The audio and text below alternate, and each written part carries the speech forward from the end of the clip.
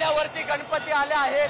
आपण आता आहोत लालबाग परिसरात। आपण बघत असू तर मोठ्या प्रमाणात गणपती बघण्यासाठी गर्दी झाली आहे। याच संदर्भात आपल्या बरोबर बोलण्यासाठी आहेत अध्यक्ष।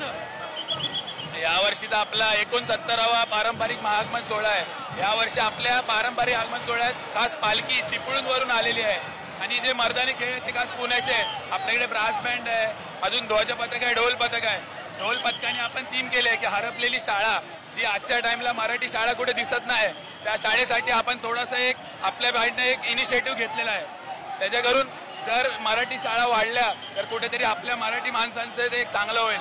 तशी महागणपतीची इच्छा आहे की यावर्षी उत्सव मोठ्या दिमागात पार पाडू दे। लाखोंची संख्या जी आलेली आहे त्याबद्दल मंडळाच्या वतीने मी भाविकांचं सगळ्यांचं हार्दिक स्वागत करतो। आपण पाहिलं असेल तर गणपतीच्या आगमन सोहळ्यामध्ये आपण वेगळेपणा काय दिलंय?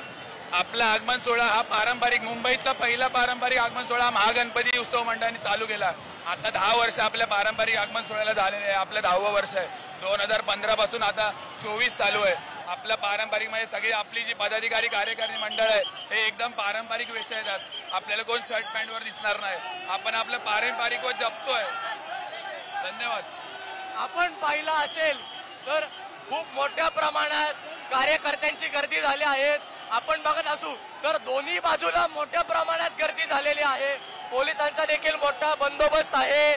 मोठ्या प्रमाणात आपण कॅमेरामन सचिन सोबत विशाल देशमुख, एबीपी माझा, मुंबई। एबीपी माझा, उघडा डोळे बघा नीट।